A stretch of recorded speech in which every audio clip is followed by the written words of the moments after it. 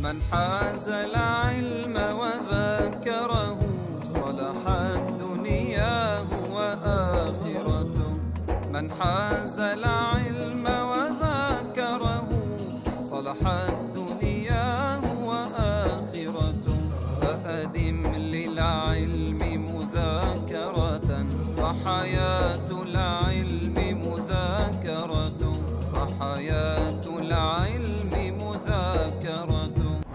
بسم الله الرحمن الرحيم. الحمد لله رب العالمين والصلاة والسلام على أشرف الأنبياء والمرسلين سيدنا ومولانا محمد وعلى آله وصحبه أجمعين.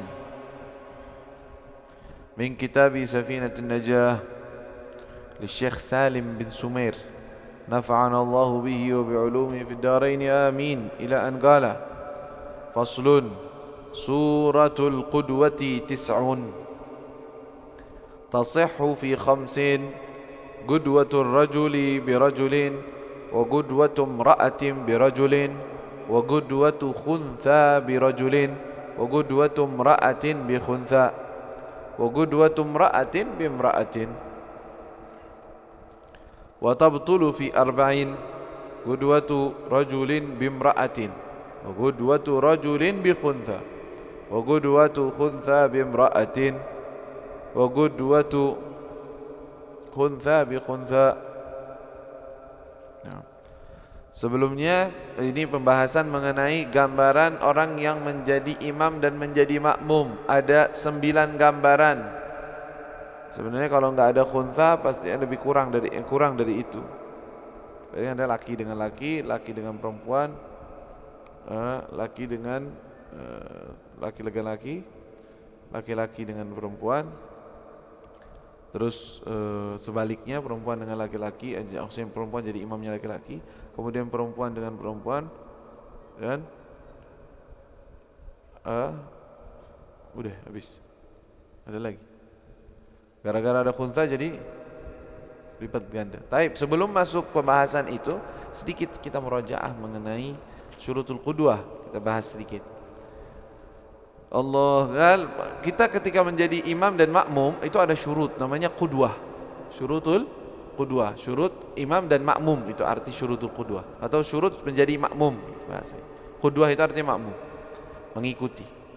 Pertama, la ya'lamu butlan salat imamihi, enggak boleh dia mengetahui batal salat imamnya. Kalau dia tahu bahwa imamnya batal, maka enggak sah makmumnya. Dengan cara apa dia batalnya? Dengan hadatsin, dengan adanya hadas, berarti enggak punya wudu, batal wudunya, hadas kecil atau hadas besar. Wala ya'taqida wujub qadha'i alaih, tidak boleh meyakini, mengetahui dan meyakini bahwa imam ini salatnya wajib qadha. Memang ada salat yang wajib qadha, ada beberapa gambaran dalam mazhab Imam Syafi'i, salatnya itu tetap harus dilakukan tapi wajib qadha. Gambaran salah satunya adalah apa? Salat faqidut tahurain, orang yang salat ketika dia enggak punya wudu dan enggak punya tayammum. Salatlah kamu untuk menghormati waktu, tetapi seperti orang yang di pesawat kadang-kadang enggak bisa wudu, enggak bisa tayammum, aduh enggak ada turapnya. Ya. Padahal dia bisa berdiri. Nah, di pesawat nih kemungkinan orang-orang yang salat di pesawat harus qadha. Kenapa?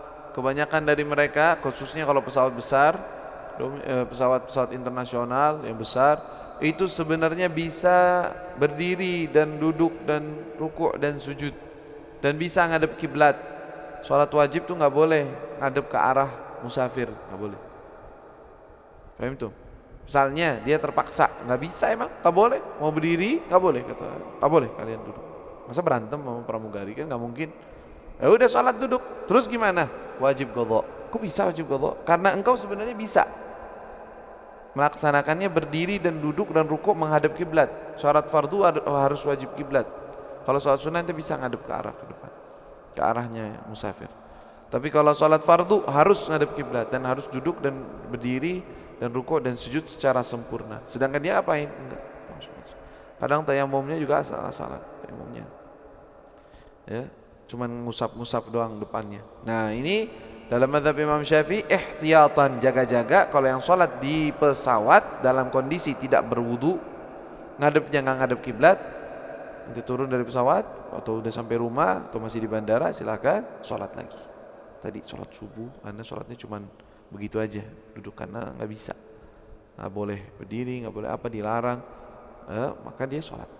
Tapi kalau bisa, karena ada beberapa tempat di pesawat besar itu lega, gede, ada kotakan buat rukuk sujud bisa.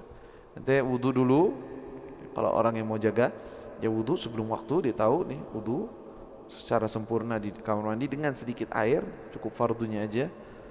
Kemudian dia nunggu waktu sholat, masuk waktu sholat, langsung cari arah kiblat. Dari mana tahunya arah kiblat? Ada di pesawat juga ada Ka'bah. Jadi pesawat itu ada gambaran nanti, ini pesawat kita madep gini, Ka'bah di sini. Kita kan madep ke sana, Ka'bah berarti situ. Biasanya begitu kalau arah pulang. Kalau arah jalan, Ka'bah di depannya. Biasanya, kan arahnya ke Mekah. Ketahuan ada di pesawat. Oh, kiblatnya ke sana. Udah berdiri. Mau sejadahan boleh, maksudnya pakai syal boleh. Allahu Akbar. Di daerah tempatnya si pegawai-pegawai di belakang juga ada biasanya, atau antara pintu darurat juga ada. Besar-besar tempat. Bisa untuk sholat. Tapi kadang-kadang ada sebagian maskapai nggak mengizinkan karena ketakut apa? Semuanya gerbak-gerubuk sholat semuanya, kan jadi bingung dianya sendiri ya. Tapi kalau diam-diam langsung sholat dulu, kerjain dulu ya, selesai, bisa. Tapi kalau dilarang, udah pengen sholat tetap dilarang, udah meminta izin tetap dilarang, ya itu sholat alal maujud, jangan berantem sama mereka ya. Tapi wajib qadha ya, wajib qadha. Baik, ini masalahnya. Jadi kalau seandainya itu cerita sholat di pesawat, kita sholat yuk, iya, tapi kan nggak bisa nih, kita nggak bisa berdiri, gimana dong? Ya udah sholat, hormatul waqti, udah seadanya. Makmum ya, makmum. Nah, nggak usah jadi makmum, sendiri. Tapi kalau sholatnya berdiri, silahkan makmum dan imam berdua berjamaah, boleh. Ya, kenapa nggak boleh berjamaah? Alasannya apa? Karena kita meyakini imamnya wajib qadha. Sholatnya ini wajib qadha. Wala yakuna makmuman, nggak boleh statusnya masih menjadi makmum. Tapi kalau mantan makmum, wa fi syai'. Oke, mantan makmum. Tadinya makmum, masbuk, terlambat, masih 3 rakaat telat. Berdiri. Nah, ini kan makmum bukan? Ini bukan makmum, ini munfarid sekarang. Mantan makmum. Tadinya makmum. Ya, jadi ini imam boleh? Boleh, juz. Dalam mazhab Syafi'i boleh. Nah, labas. Kalau enggak anak mau cari jamaah lain, boleh juga. Ditungguin orang-orang yang lain yang bareng-bareng mau bikin jamaah baru, silakan. Tapi ente lihat kelentang-kelentung, enggak ada orang sama sekali. Salat sendiri, asal imam. Jadi makmumnya boleh. Ya, iya sah. Terus an la yataqaddama ala imami fil mauqif, dalam posisi berdiri enggak boleh lebih maju dari imamnya. Harus mundur. Kalau sejajar makruh. Kalau mundur sahih. Ya. Taib, wa an ya'lam intiqalat imami, hendaknya dia mengetahui pergerakan imamnya. Kita udah bahas tuh. Dengan cara apa? Mendengar atau melihat atau dua-duanya. Kemudian wa an yajtami'a fi masjidin, hendaknya mereka tersatu, makmum dengan imam, masjid, satu masjid. Mau berapapun jaraknya silahkan, walaupun antara makmum dengan imam jauh, atau antara makmum dengan makmum terakhir jauh, nggak masalah kalau satu masjid. Tapi kalau di luar masjid, 300 dira', tidak lebih dari 300 hasta, dengan syarat tetap mengetahui pergerakan imam. Kita udah jelaskan itu. Wa an yanwiyal qudwah, hendaknya dia berniat untuk sebagai makmum. Kalau dia nggak niat sebagai makmum atau sebagai jamaatan atau makmum, qudwah itu makmuman.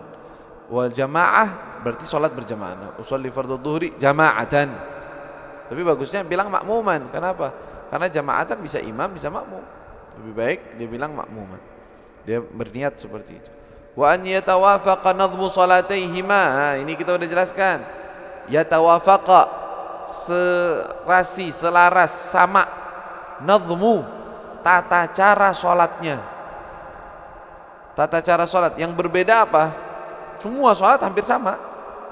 Semua sholat hampir sama. Kalau beda-beda rakaat doang nggak masalah. Tapi yang berbeda itu apa? Ada yang ingat? Sholat jenazah. Sholat jenazah. Masa sholat jenazah ente makmum sebagai sholat duhur misalnya? Nah itu. Kalau jenazah cuma Allahu Akbar, Allahu Akbar, Allahu Akbar, selesai. Kalau sholat apa lagi? Satu lagi. Sholat kusuf atau khusuf, yaitu gerhana. yang dia mau menggunakan sholat gerhana ada dua cara. Mau sholat kayak biasa, sholat 2 rakaat biasa boleh, sholat gerhana juga jadi sah. Tapi kalau dia milih untuk sholat gerhana dengan versi 2 ruku', maka tidak sah diikuti. Ya, karena beda cara. Kalau sholat Id sah gak sholatnya? Maksudnya gimana? Sholat Id dengan sholat subuh qadha. Dia punya sholat subuh qadha belum sholat. Ana mau jadi makmum, imamnya lagi sholat Id, sah atau tidak? Nggak sah atau sah? Coba gimana yang lain? Hukumnya sah. Kok bisa? Kan ada takbir. Kan takbir doang. Takbir hadza minadz dzikir. Coba ente Allahu Akbar terus ente bilang Allahu Akbar, Allahu Akbar, Allahu Akbar lagi sholat. Emang batal? Kecuali kalau niatnya takbiratul ihram. Itu sih walaupun sholat Id juga kalau niatnya takbiratul ihram batal. Tapi niat takbir tadi apa? Takbir apa? Takbirat zikir sunnah. Maka boleh aja. Masih dianggap sah. Paham tuh? Kemudian apa? Wa an la yukhalifahu fi sunnatin fahishatil mukhalafah. Tidak boleh dia berbeda dengan imamnya dengan suatu perbuatan sunnah yang sunnah ini fahishatil mukhalafah. Perbedaannya sangat fahisyah, perbedaannya sangat mencolok. Seperti imam sholat sujud tilawah, dia nggak mau sujud tilawah, nggak mau ngikutin. Bodoh amat, biarin aja sujud tilawah. Nah, enggak, sunnah kok, batal ente sholat. Kenapa? Ente kan makmum, harus ngikutin. Atau imamnya nggak mau sujud tilawah, dia imam nggak tahu ini sunnah, Allahu, dia yang sujud. Ente imam adalah makmum, batal sholat. Dia melakukan atau meninggalkan, batal. Begitu juga misalnya apa? Tasyahud awal. Tasyahud awal, imamnya ninggalin tasyahud awal, dia bilang enggak mau tasyahud awal. Siapa suruh dia ninggalin? Batal itu salat. Kenapa? Karena engkau berbeda dengan imam dengan sunnah fahishatul mukhalafah. Kalau kunut, imamnya kunut, ente enggak mau kunut. Atau sebaliknya, imamnya meninggalkan kunut, ente kunut. Hukumnya apa? Boleh-boleh aja. Kok boleh? Karena ghair fahishatul mukhalafah. Cuman apa, ini berdiri doang. Madinah kan ini emang syarat nih. Nanti kunut dengan gini juga bisa, sah aja. Madinah fi mana dia, Madinah fi ma afid wa afid wa ana fi madawal. Barini fi ma atid wa qini syarra ma qadhi fa innaka taqdi wa la yuqdar. Allahu akbar. Ikutin sujud. Ngejar imam dengan sujud, yang penting jangan ketinggalan. Maka sah aja. Tapi kalau imamnya kunut terus ente ruku, itu nggak boleh. Kan ente nggak mau kunut, karena nggak mau. Karena dia kunut, karena nggak ngangkat tangan, nggak mau imam, nggak mau amin. Silakan, apa? Laisa fahishatul mukhalafah. Fahimtum? Taib. Ini kemarin kita udah bahas. Wan yutabi'ahu, hendaknya dia mengikutinya. Kemudian gambaran makmum dengan imam. Ada berapa gambaran? Ada 9 gambaran. Karena beliau memasukkan di sini kategori khuntha. Khuntha ini artinya apa? Artinya orang yang lahir dengan 2 kelamin dan belum jelas status kelaminnya. Itu arti khuntha. Bukan bencong, bukan orang waria, wanita pria, pria wanita, nggak tahu itu. Pokoknya laki-laki ceritanya berubah, dia pengen jadi cewek aja. Entah itu dioperasi atau tidak dioperasi. Yang penting statusnya laki-laki, tetap laki-laki seumur hidup sampai mati. Walaupun dia udah cakepnya kayak cewek, badan semua kayak perempuan, operasi semuanya dari ujung ke ujung, jadi cewek enggak, tetap laki-laki. Ahkamur rijal. Paham tuh? Ya, ini kasus banyak nih sekarang. Waliyadzubillah. Wa hadza syai' minal mal'un, ya dilaknat oleh Allah Subhanahu wa taala. Tapi kalau dia mau taubat, ya taubat. Pintu taubat enggak pernah ditutup kepada siapapun. Tapi itu adalah perbuatan yang aneh sebenarnya. Allah, yang enggak kebayang. Setan aja mungkin bingung. Ada, kok bisa begini dia sampai operasi? Ya paling Allah bikin ngikutin sampai operasi berubah semuanya. Bingung, setannya bingung. Rugi sendiri. Bahlul banget pakai duitnya dia sendiri, pakai apa? Setannya bingung mikirnya, orang bisa mikir sampai kayak gitu ya. La ilaha illallah, manusia normal. Ya, ada kelaminnya laki-laki, enggak anak mau ganti, operasi jadi cewek. Terus ente reproduksinya dari mana? Ente jadi ceweknya gimana, coba? Kif yani? Ente mau protes sama Khalik Allah yang menciptakan, anak nggak mau terima ciptaan ente, anak mau ganti. Siapa ente? Ente lahir kapan ente milih ente bakal lahir? Diciptakan oleh siapa memang? Subhanallah. Tapi masalah khuntha, yaitu orang lahir dia punya jenis kelamin dua, gak jelas nih cewek atau cowok nih, laki-laki atau perempuan nih, gak ngerti sampai gede, sampai umur 7 tahun 8 tahun belum ketahuan. Kalau sekarang biasanya dengan medis, dengan itu bisa diketahui ya, dengan beberapa hal bisa tahu bahwa ini laki-laki ini perempuan. Tapi kadang ada yang bingung juga, ada sampai kayak gitu khuntha benar-benar. Nah kalau dia khuntha asli begitu tuh dan dianggap muskil, arti muskil apa? Belum diketahui. Ini kategori semua di sini namanya khuntha muskil. Ada khuntha wadih, ada khuntha muskil. Khuntha muskil artinya orang yang punya dua kelamin dan belum jelas statusnya, itu muskil namanya. Bukan muskilah, bukan bermasalah, bukan, tetapi dia belum jelas. Ada lagi khuntha wadih, maksudnya dia tadinya lahir dengan dua kelamin, kemudian diketahui oh ini laki-laki, oh ini perempuan, ya udah kelas wadih, itu ahkamnya ini ya laki. Gak bisa ente fatwakan begini, ada orang mirip kayak cewek-cewek, laki-laki tapi kayak cewek, jadi imam, astagfirullah, kayak cewek, ini khuntha nih. Ente nggak paham khuntha itu apa. Jadi laki-laki normal kok, laki-laki biasa, cuman dia gerak-geriknya atau omongannya, cara ngomongnya kayak cewek, itu nggak masalah. Itu laki-laki tetap. Ahkamu rijal nafsu. Ya, paham di sini? Jangan salah paham tentang khuntha, ya, dan sampai ngaji Safina akhirnya ngaco. Khuntha di sini adalah orang yang memang punya dua kelamin, laki-laki dan kelamin perempuan, belum jelas statusnya. Kalau sudah jelas, ya ikutin yang jelas. Statusnya laki, ya udah laki. Cuma kullu jami' ahkam rijal. Kalau di perempuan, ya udah jami' ahkamul mar'ah. Taib, syurutul qudwa, suwarul qudwa. Gambarannya tis'ah, ada 9, 5 yang sah, 4 yang enggak sah. Yang sah adalah qudwatul rajul birrajul. Makmumnya rajul laki-laki dengan laki-laki. Makmum ini ya. Yang pertama berarti makmum ini. Kalau lafadznya begini qudwatul rajuli, berarti makmumnya seorang laki-laki kepada laki-laki. Berarti imamnya yang kedua nih. Lafadz yang kedua dia imamnya. Nanti kita kan bingung nanti itu kalau nanti nggak tahu mana yang imam mana yang makmum, berantakan. Terus qudwatum ra'atin birajulin, makmumnya perempuan dengan kepada laki-laki. Ya, berarti imamnya laki-laki di sini. Sah. Wa qudwatu khuntha birajulin, makmumnya khuntha dengan seorang laki-laki asli. Nggak apa-apa. Kenapa? Dia kan punya dua kemungkinan. Kalau nggak dia perempuan, kalau nggak dia laki-laki. Kalaupun dia laki-laki, ya nggak apa-apa jadi makmumnya laki-laki. Makanya sah. Wa qudwatu imra'atin bi khuntha, makmumnya seorang perempuan kepada seorang khuntha. Loh, kok bisa? Karena dia punya dua kemungkinan. Kalau dia memang asli perempuan, ya udah memang sama-sama perempuan dengan perempuan. Kalau dia taunya laki-laki, berarti yes, masya Allah laki-laki boleh jadi imamnya perempuan. Taib.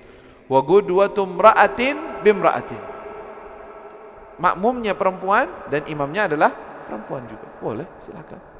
Salat jamaah perempuan dengan perempuan. Baik, kemudian yang enggak sah apa? Yang enggak sah ada 4. Qudwatu rajulin bimra'atin, laki-laki menjadi makmum kepada perempuan. Imamnya perempuan, katanya kita agama jangan beda-bedain laki-laki sama perempuan. Biarlah perempuan yang di depan. Ente aneh-aneh aja. Laki-laki sama perempuan nggak mau dibedain, terus suruh nguli aja sekalian, suruh angkat semuanya. Ntar beda sok ente nyusuin, biar perempuan jangan nyusuin, kesian. Beda-bedain ente laki-laki dengan perempuan. Ya akhi, Allah subhanahu wa ta'ala sudah ciptakan manusia semuanya ada kategorinya. Lain laki-laki yang di depan, gak ada cewek tentunya syahwat gitu kepada laki. Tapi kalau yang cewek yang di depan ada bahaya. Pertama begitu. Kedua udah Allah subhanahu wa ta'ala aturkan seperti itu. Ya. Masa kayak seseorang yang perlu dikedepankan, ya dikedepankan. Yang nggak perlu dikedepankan, ke belakang. Dan ini bukan sama sekali menunjukkan bahwa dia adalah orang hina. Enggak, sampai bilang bisa aja perempuan yang paling belakang sholatnya dia saleh, min auliyaillah. Yang di depan adalah orang khabith, ma yafham ayyi syai', laisa lahu qima indallah. Bisa aja. Itu bukan arti kemuliaan, bukan. Ya, tetapi memang aturan. Allah mau ngasih aturan. Allah berhak nggak ngasih aturan? Kayak ente sahibul makan atau sahib perusahaan yang punya perusahaan, punya tempat, bikin aturan kan? Kenapa ente beda-bedain? Bikin semua sama. Kenapa ada pegawai yang nggak boleh ikut rapat? Biar semua, walaupun tukang pel ikut rapat. Jangan beda-bedain dong orang. Yang punya perusahaan bilang enak aja. Yang tukang pel ngerti apa dia tentang rapat? Bikin recok. Semua punya aturan. Walaupun tukang pen ini pintar, lebih pintar dari yang itu. Walaupun kita punya aturan begini. Dihormati nggak aturannya? Dihormati. Kalau aturan Allah, kamu dihormati. Lalu aturan siapa yang mau hormati? Aturannya iblis mau dihormati. Allah punya aturan begitu. Bahkan ada mazhab lain yang mengatakan perempuan nggak boleh jadi imam sama sekali, mutlaqan. Ada mazhab lain. Nggak boleh. Perempuan dengan perempuan nggak boleh sholat jamaah. Sendiri-sendiri masing-masing. Laki-laki sama perempuan ya, laki-laki jadi imam. Perempuan sama sekali nggak ada status untuk jadi imam. Ada mazhab lain. Kita hormati, itu nggak masalah. Tapi mazhab Syafi'i masih boleh. Paham tuh? Qudwatu rajulin bim ra'atin. Nggak boleh laki-laki menjadi makmum kepada perempuan. Wa qudwatu rajulin bi khuntha. Makmumnya laki-laki kepada khuntha. Loh kok nggak boleh? Karena khuntha kan punya dua kemungkinan. Kalau dia laki-laki, lah bas. Tapi kalau dia perempuan gimana? Dan dia belum jelas, jadi nggak boleh, jangan. Ya nggak jelas. Wa qudwatu khuntha bimra'atin. Seorang khuntha mau jadi makmum kepada perempuan, perempuan imamnya, dia khuntha. Boleh nggak jadi makmum? Nggak boleh. Kenapa? Karena itu masih ada kemungkinan laki-laki. Kalau ente tahu-tahu laki-laki gimana? Ya, dia jadi makmum. Nah, sedangkan dia perempuan. Baik. Terus apa yang kedua? Yang terakhir, qudwatu khuntha bi khuntha. Sama-sama khuntha nih. Kan kita satu level. Sama aja udah jadi. Lah, kenapa? Karena kemungkinan si makmum imam ini perempuan, yang ini laki. Tapi balik kita balik. Sama, kemungkinan itu juga ada. Dibalik bolak-balik sama. Makanya jangan deh. Enggak usah. Ya, ada khuntha dengan khuntha. Ya, mungkin ada orang ngapain lagi ada gambaran kayak gini. Kapan terjadinya? Itu ada ilmu. Misalnya wadah, tafham. Ente punya pemahaman, tahu apa sih yang dikedepankan dan apa yang tidak. Terjadi, tidak terjadi, ada kejadian, tidak ada kejadian, itu fi waqti, mungkin ada waktunya. Dan mungkin mereka ketika menuliskan itu mengalami dan ada kejadiannya. Ya, sehingga dituliskan. Nah, hakala. Alas, cukup dulu sampai situ. Karena kalau kita masuk ke bab yang satu lagi ini beda lagi ceritanya. Nanti kita bahas tentang syurut jam' taqdim, itu ada 4. Jadi sholat itu, ada sholat kan setiap waktu, punya waktu sholat. Duhur ada waktunya, maghrib, subuh ada waktunya, duhur ada waktunya, maghrib, asar, maghrib, isya. Semua ada waktunya. Dan gak boleh hukumnya dosa menunda satu sholat dari waktunya dan mengeluarkannya dari waktunya. Hukumnya dosa. Tapi di sana nanti ada sholat yang dijamak, digabungkan. Bukan semua sholat yang boleh digabungkan. Hanya sholat duhur dengan asar, sholat maghrib dengan isya. Udah itu doang yang boleh digabung. Gak boleh bilang udah ana asar dengan maghrib ana mau gabung aja dah. Gak bisa. Juz, haram. Jadi itu sholat asar habis itu langsung sholat maghrib. Atau asar udah mepet, udah deh namanya takhirul asr. Asarnya takhir ke maghrib. Nah, nggak bisa. Jadi yang bisa digabung cuma duhur dengan asar. Taqdiman atau takhiran. Mau ditakdim, didahulukan, atau ditakhir. Dan boleh sholat maghrib dengan isya takdiman atau takhiran. Boleh dua-duanya. Tapi kapan boleh?